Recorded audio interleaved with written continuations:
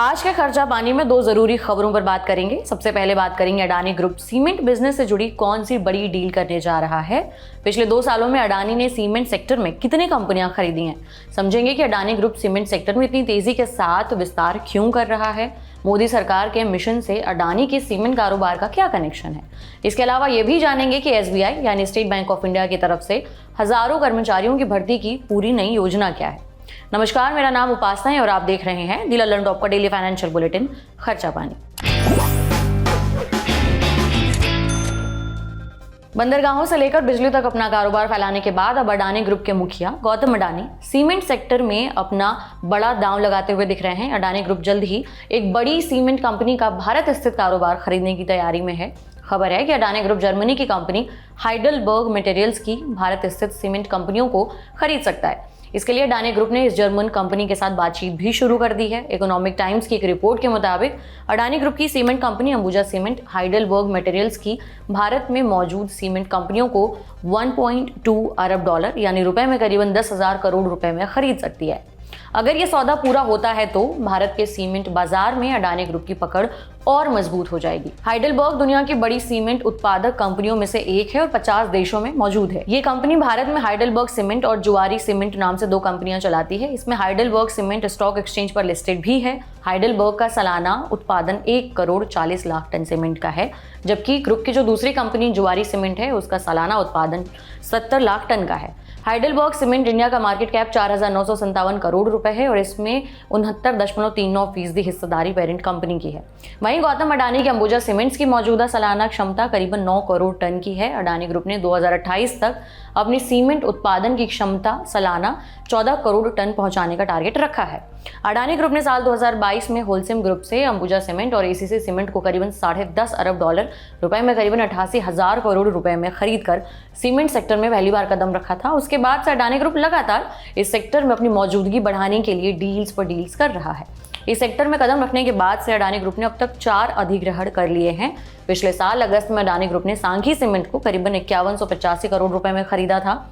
जून 2024 में अडानी ग्रुप ने 10,422 करोड़ रुपए में पन्ना सीमेंट इंडस्ट्रीज को खरीदने का फैसला किया। Wealth management firm complete circle capital के पार्टनर आदित्य कोंडावर ने द मिंट के साथ बातचीत में कहा, जब भी अडानी किसी सेक्टर में एंट्री लेते हैं तो उनका पूरा ध्यान उस सेक्टर में हावी होना होता है और प्रतिस्पर्धी कंपनियों से युद्ध स्तर पर मुकाबला करना होता है।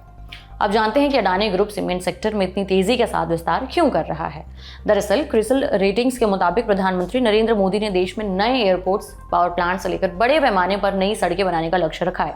इसके अलावा मोदी सरकार का मिशन है कि देश में ज्यादा से ज्यादा तादाद में बुनियादी ढांचे का विकास हो, देश में जरूरत के हिसाब से पुल और सुरंगों का निर्माण हो। इसके चलते मार्च 2026 तक भारत का बुनियादी ढांचे में इन्वेस्टमेंट बढ़कर 15 लाख करोड़ रुपए के आसपास पहुंच जाएगा। इससे देश में सीमेंट की मांग में भारी इजाफा होगा।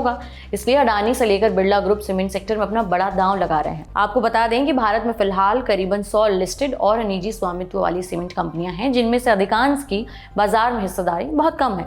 जबकि अभी देश के सीमेंट सेक्टर में अरबपति कारोबारी कुमार मंगलम बिरला की अल्ट्राटेक सीमेंट का दबदबा है। लेकिन अडानी के सीमेंट सेक्टर में एक के बाद एक डील करने के बाद अल्ट्राटेक ने भी अपना कारोबार और विस्तार बढ़ाना बहुत तेजी से शुरू कर दिया है। पिछले कुछ महीनों में अल्ट्राटेक ने सीमेंट कारोबार से जुड़ी 7 डील की हैं। हाल ही में अल्ट्राटेक सीमेंट ने इंडिया सीमेंट में 32.72 यानी करीबन 33% हिस्सेदारी खरीदी थी। इसके साथ ही कंपनी 26% स्टेक के लिए ओपन ऑफर भी लेकर आई थी। और अब चलते हैं दूसरी खबर की तरफ। अगर आप बैंक में नौकरी की योजना बना रहे हैं तो आपके लिए खुशखबरी है। भारतीय स्टेट बैंक यानी कि SBI ने ऐलान किया है कि चालू वित्त वर्ष यानी कि 2024-25 में बैंक 10,000 नए कर्मचारियों की भर्ती करेगा। समाचार एजेंसी PTI की खबर में कहा गया है कि बैंक ये नई भर्तियां आम बैंकिंग जरूरतों और अपनी तकनीकी क्षमता को बढ़ाने के लिए करेगा। बैंक ने बिना किसी समस्या के ग्राहक सेवा प्रदान करने के साथ साथ अपने डिजिटल चैनल को भी मजबूत करने के लिए टेक्नोलॉजी में भारी भरकम निवेश किया है।